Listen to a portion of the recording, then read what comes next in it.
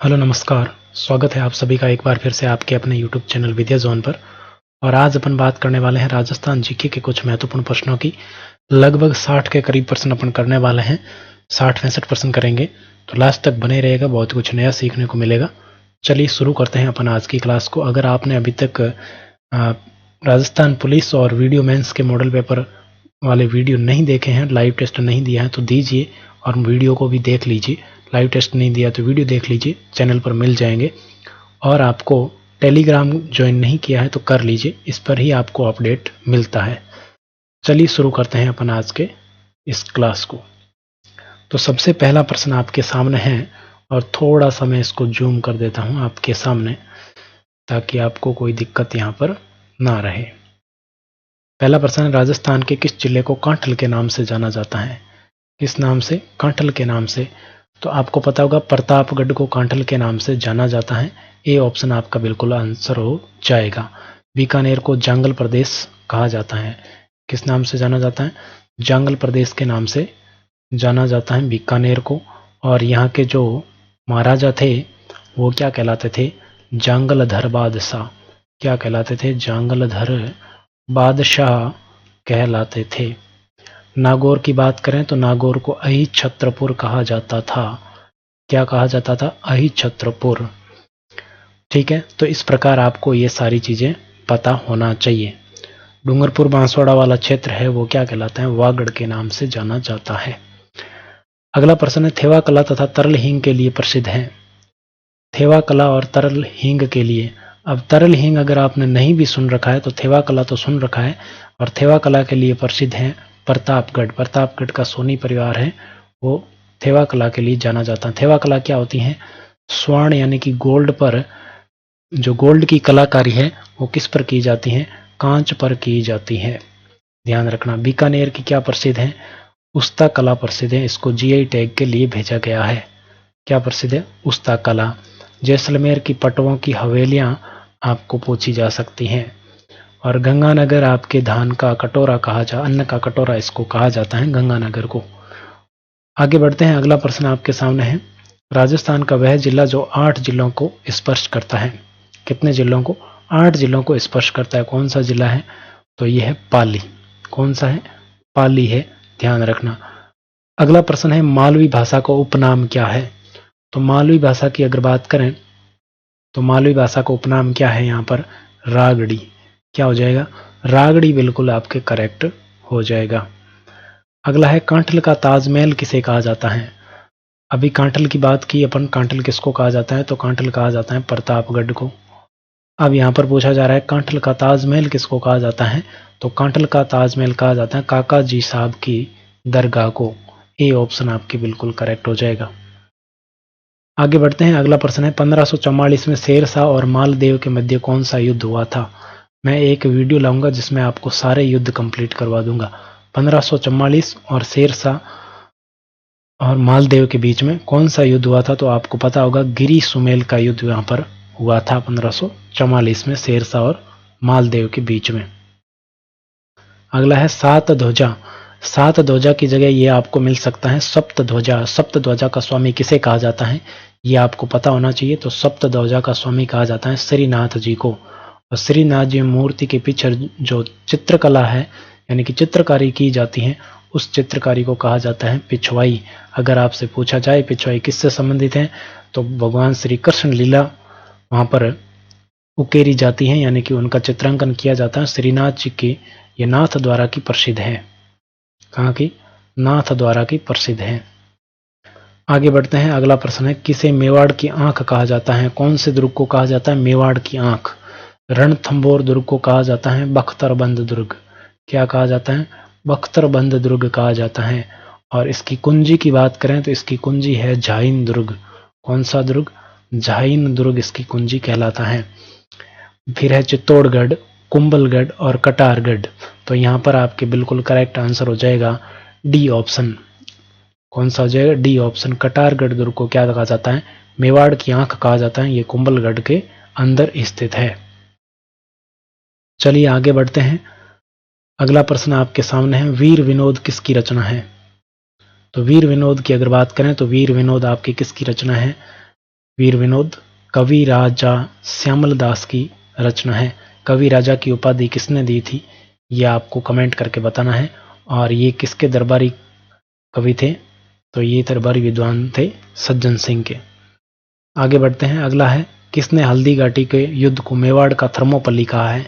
मेवाड़ के थर्मोपल्ली की अगर बात करें तो ये किसने कहा है हल्दी घाटी के युद्ध को, तो मेवाड़ का थर्मोपल्ली कहा है कर्नल जेम्स टोड ने। अब मेरे को ये बताइए कि मेवाड़ का मैराथन किसको कहा जाता है, कौन से युद्ध को कहा जाता है मैराथन। ठीक है, आगे बढ़ते हैं। अगला प्रश्न है मेवाड़ का मैराथन की संज्ञा किस युद्ध को दी गई। चलो प्रश्न यहाँ आ गया है। मेवाड़ के मैराथन की अगर बात करें तो ये कहा जाता है दिवेर के युद्ध को। सी ऑप्शन आपके बिल्कुल करेक्ट हो जाएगा। अगला प्रश्न है कुम्हारों की कुलदेवी किसको माना जाता है। कुम्हारों की कुलदेवी, तो कुम्हारों की कुलदेवी की यहाँ पर अगर बात करेंगे तो यहाँ पर कौन सा ऑप्शन करेक्ट हो जाएगा, आशापुरा माता बिल्कुल करेक्ट हो जाएगा। कुम्हारों की कुलदेवी के बारे में यहाँ पर पूछा जा रहा है, आशापुरा माता। सी ऑप्शन बिल्कुल करेक्ट हो जाएगा। नारायणी माता की बात करें तो ये नाइयों की कुलदेवी है। ठीक है, आगे बढ़ते हैं। अगला प्रश्न रणथंभौर टाइगर प्रोजेक्ट किस जिले में स्थापित की गई है। रणथंभौर टाइगर प्रोजेक्ट आपके किस जिले में है, सवाई माधोपुर में, बिल्कुल करेक्ट हो जाएगा। आगे बढ़ते हैं। अगला प्रश्न है गंगानगर में लैला मजनू की मजार कहां पर स्थित है। लैला मजनू की मजार आपके कहां पर स्थित है, तो ये आपको ध्यान रखना है कहां पर स्थित है, अनूपगढ़ में। कहां पर, अनूपगढ़ एक कस्बा है गंगानगर जिले में, वहां पर ये स्थित है। आगे बढ़ते हैं। अगला है खस किसे कहते हैं, तो खस की अगर बात करें तो ये एक प्रकार की घास है। खस क्या है, एक प्रकार की घास है। आगे बढ़ते हैं। अगला प्रश्न राजस्थान का अन्न का भंडार किसे कहा जाता है। राजस्थान का अन्न का भंडार, तो अन्न के भंडार की बात करें तो ये कहा जाता है गंगानगर को। ठीक है, आगे बढ़ते हैं। जीण माता का मेला कहां पर पड़ता है। जीण माता, आप मेरे को कमेंट करके बताइए कि जो स्पोर्ट्स का सामान है, खेल का सामान, वो कहां का प्रसिद्ध है। जीण माता का मेला कहां भरता है। जीण माता का मेला भरता है रेवासा गांव सीकर में। कहां पर, रेवासा गांव सीकर में भरता है। अगला प्रश्न है चौथ का बरवाड़ा कहां स्थित है। चौथ के बरवाड़ा की अगर बात करें तो चौथ का बरवाड़ा आपके कहां पर स्थित है, तो 18वें प्रश्न में आपके सवाई माधोपुर बिल्कुल करेक्ट हो जाएगा, डी ऑप्शन। आगे बढ़ते हैं। अगला प्रश्न है गंगानगर का प्राचीन नाम क्या था। तो गंगानगर की अगर बात करें तो गंगानगर का प्राचीन नाम था रामनगर।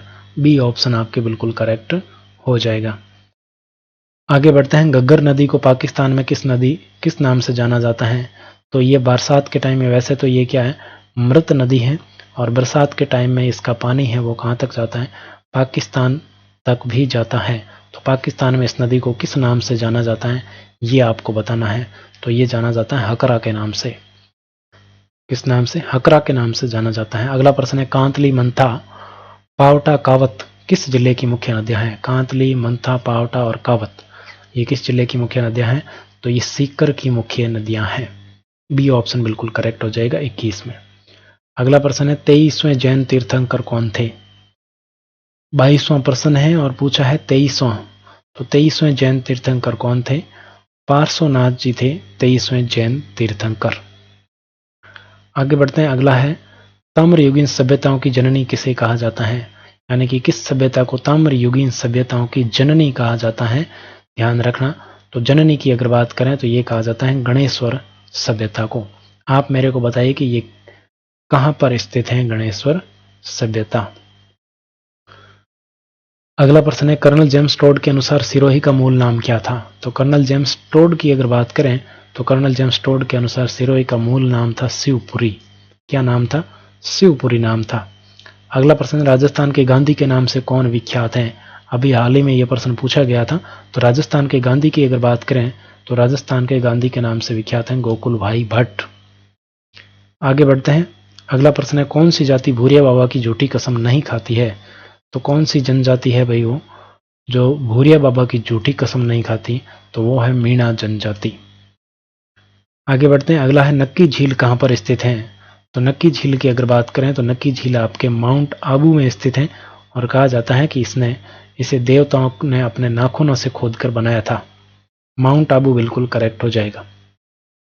आगे बढ़ते हैं। अगला प्रश्न है, निम्न में से कौन सा विकल्प सही सुमेलित नहीं है? कौन सा विकल्प सही सुमेलित नहीं है, ये आपको बताना है। तो 28वें प्रश्न की बात करें तो ये आपके सिरोही, बिल्कुल यहाँ पर इडाणा माता का मंदिर है, वो सिरोही में नहीं है। आप मेरे को बताइए कहाँ पर स्थित है।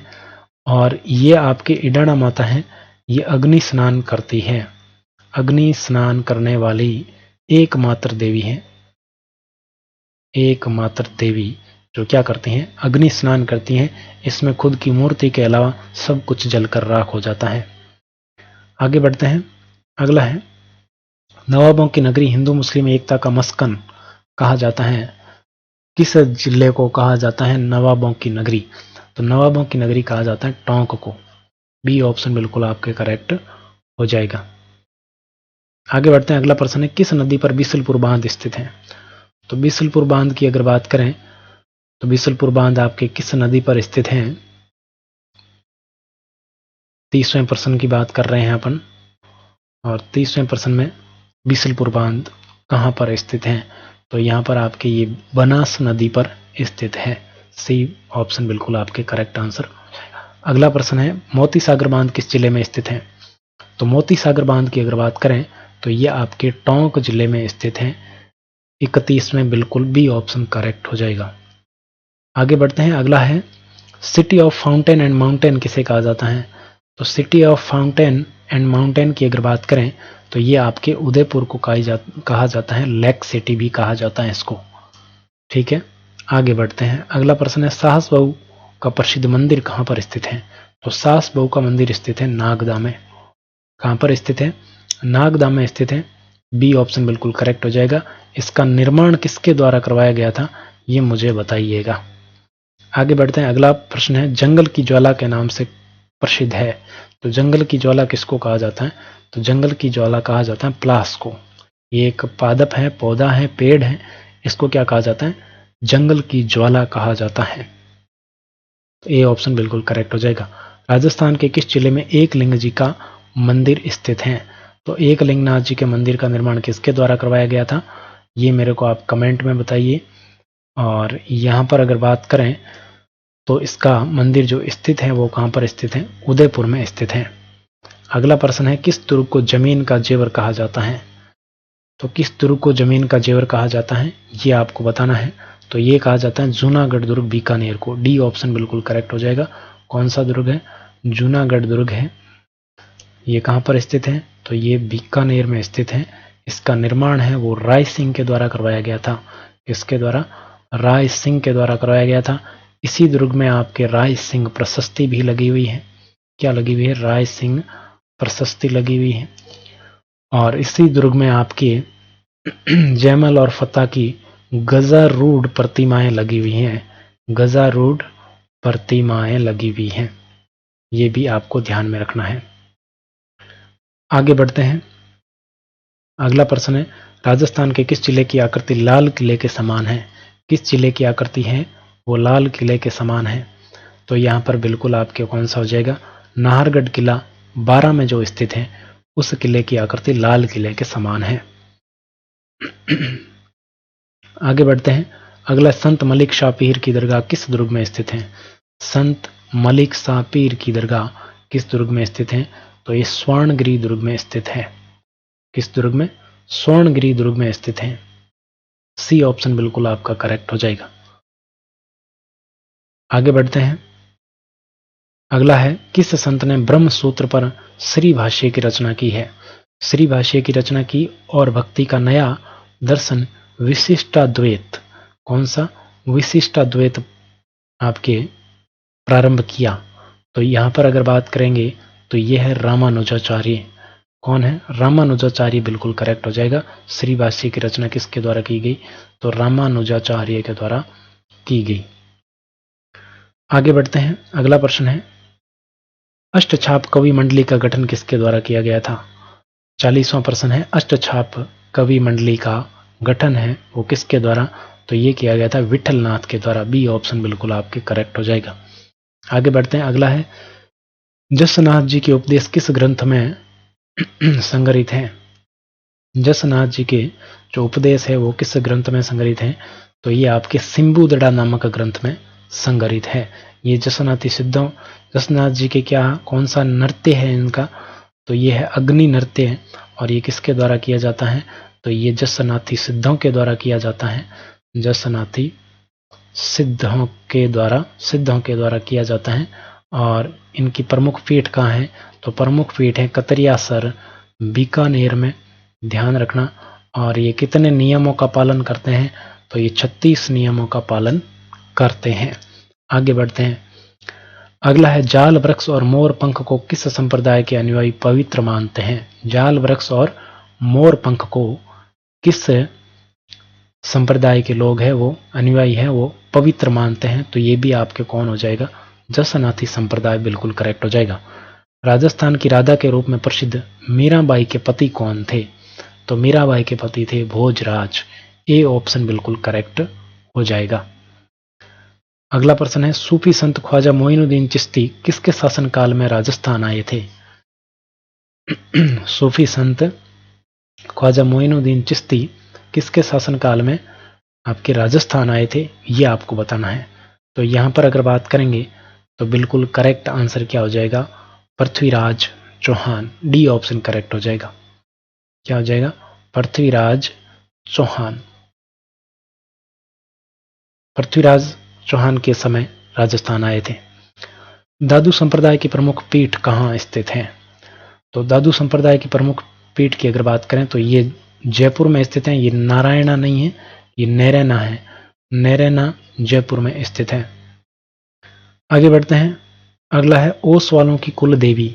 ओस वालों की कुल देवी की अगर बात करें, 46वां प्रश्न है, ओस वालों की कुल देवी। तो ओस वालों की कुल देवी है सच्याई माता। और सच्याई माता का मंदिर है आपके ओसियां जोधपुर में। ठीक है। और ओसियां जोधपुर के इस मंदिर को कहा जाता है राजस्थान का सूर्य मंदिर। आगे बढ़ते हैं। इसका जो निर्माण है वो आपके प्रतिहार शासकों के द्वारा करवाया गया था। सीरवी समाज की कुल देवी कौन सी है? तो सीरवी समाज की अगर बात करें तो सीरवी समाज की कुल देवी है आई माता। ठीक है। कौन है? आई माता। आगे बढ़ते हैं। अगला है, करणी माता के बचपन का नाम क्या था? तो करणी माता के बचपन का नाम क्या था? रिद्धू।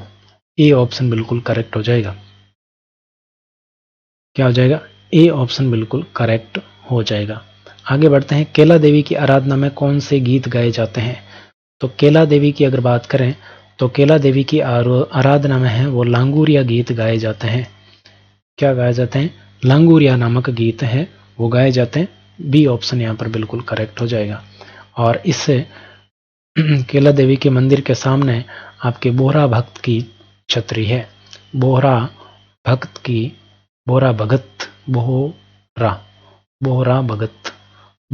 की छतरी है। आगे बढ़ते हैं। अगला है, भील जनजाति के लोग किस देवता की झूठी कसम नहीं खाते?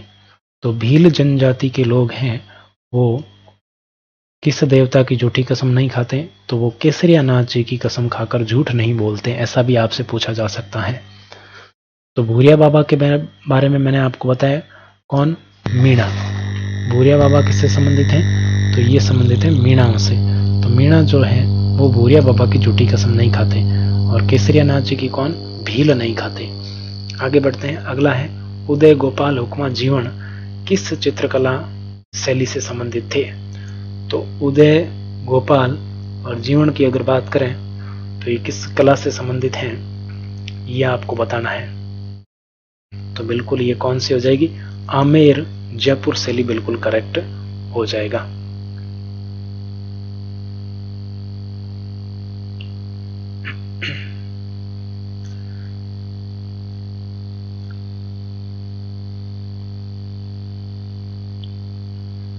ठीक है।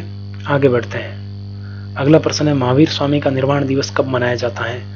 महावीर स्वामी का निर्वाण दिवस कब मनाया जाता है? तो ये दीपावली के दिन मनाया जाता है। महावीर स्वामी का निर्वाण दिवस कब मनाया जाता है? दीपावली के दिन। आगे बढ़ते हैं। गुरु पूर्णिमा कब मनाई जाती है? तो गुरु पूर्णिमा की अगर बात करें तो गुरु पूर्णिमा आपके कब मनाई जाती है? आषाढ़ पूर्णिमा को मनाई जाती है। कब? आषाढ़ पूर्णिमा को। अगला है कन्नाना बाड़मेर का प्रसिद्ध नृत्य कौन सा है? कन्नाना बाड़मेर का प्रसिद्ध नृत्य कौन सा है? तो कन्नाना बाड़मेर की अगर बात करें तो ये है आंगी बांगी नृत्य। आंगी बांगी नृत्य पूछा जा सकता है कहाँ का प्रसिद्ध है? तो ये आपके कन्नाना बाड़मेर का प्रसिद्ध है। मादलिया नामक आभूषण कहाँ पहना जाता है? तो मादलिया नामक आभूषण की अगर बात करें तो ये आपके कहाँ पर पहना जाता है? गले में पहना जाता है। अगला प्रश्न है बल्लिया नामक आभूषण कहाँ पहना जाता है? बल्लिया। तो बल्लिया की अगर बात करें तो बल्लिया आभूषण आपके हाथों में पहना जाता है। अगला है बैराठ में प्रथम उत्खनन किसके नेतृत्व में किया गया था? देखो अपन 57 प्रश्न कर चुके हैं। तो बैराठ में प्रथम उत्खनन की बात करें तो बैराठ में प्रथम उत्खनन है वो किसके द्वारा, किसके नेतृत्व में? तो दयाराम साहनी के नेतृत्व में किया गया था। आगे बढ़ते हैं। अगला है आपके सामने राजस्थान में राजनीतिक जागरण में अग्रणी रहे त्याग भूमि नामक समाचार पत्र के संपादक कौन थे? त्याग भूमि के संपादक कौन थे ये आपको बताना है। तो त्याग भूमि की अगर बात करें तो बिल्कुल हो जाएंगे हरिभाऊ उपाध्याय। समाचार पत्र मैंने सभी एक वीडियो में करवा रखे, अगर आपने वो वीडियो नहीं देखा तो जरूर देखिएगा, लिंक आपको डिस्क्रिप्शन में मिल जाएगा। आगे है हरिभाऊ उपाध्याय ने राजस्थान का C.R. दास किसे कहा? हरिभाऊ उपाध्याय ने राजस्थान का C.R. दास किसको कहा है ये आपको बताना है। तो C.R. दास मुकुट बिहारी लाल भार्गव को कहा जाता है। अगला प्रश्न है यदि मैं राज्य की नौकरी करूंगा तो अंग्रेजों को बाहर निकाल फेंकने का काम कौन करेगा? ये कथन किसका है? बहुत ही इंपॉर्टेंट है, पूछा जाता है। तो यहाँ पर इसकी बात करें तो ये बिल्कुल करेक्ट हो जाएगा आपके C ऑप्शन, अर्जुन लाल सेठी के द्वारा ये कहा गया था। राजस्थान का क्षेत्रफल भारत के कुल क्षेत्रफल का कितना प्रतिशत है? तो राजस्थान का क्षेत्रफल भारत के कुल क्षेत्रफल का 10.41% है। अगला है राजस्थान की आकृति कैसी है? तो राजस्थान की आकृति है विषम कोणीय चतुर्भुज। कैसी है? विषम कोणीय चतुर्भुज। अच्छा, यहाँ पर षटभुज लिखा है क्या? चलो, यहाँ पर षटभुज लिखा है तो बी ऑप्शन हो जाएगा, विषम चतुर्भुजी आकृति है। राजस्थान की कुल स्थलीय सीमा कितनी लंबी है? तो राजस्थान की कुल स्थलीय सीमा देखिए, यहाँ पर अगर बात करते हैं तो आपका आंसर क्या हो जाएगा? बिल्कुल करेक्ट हो जाएगा ए ऑप्शन, 5920 किलोमीटर है वो स्थलीय सीमा है। आगे बढ़ते हैं। राजस्थान की पाकिस्तान के साथ अंतर्राष्ट्रीय सीमा किस नाम से जानी जाती है? तो ये जानी जाती है आपके रेड क्लिफ के नाम से। किस नाम से? रेड क्लिफ के नाम से जानी जाती है। और ये आज का अंतिम प्रश्न, कर्क रेखा राजस्थान के कितने जिलों से होकर गुजरती है? ये डूंगरपुर से भी गुजरती हैं और बांसवाड़ा से गुजरती हैं। तो उपयुक्त दोनों आपका बिल्कुल करेक्ट हो जाएगा, ये आपको ध्यान रखना है। आप लास्ट में एक प्रश्न बताते जाइएगा कि कौन सी नदी है जो कर्क रेखा को 2 बार काटती है? कौन सी नदी है जो कर्क रेखा को 2 बार काटती है? ये आपको बताना है कमेंट में। तो ये थी आज की क्लास। कैसी लगी क्लास कमेंट करके जरूर बताइएगा। भविष्य में ऐसी क्लास चाहिए तो कमेंट करके जरूर बताइए। और आज के लिए इतना ही। टेलीग्राम ज्वाइन नहीं किया तो कर लीजिए, वहाँ पर आपको लेटेस्ट अपडेट मिलते रहेंगे। पुलिस और वीडियो मेंस की तैयारी कर रहे हैं तो चैनल को सब्सक्राइब जरूर कर लीजिए। बहुत ही शानदार मॉडल पेपर आपको मिलने वाले हैं। Thank you very much.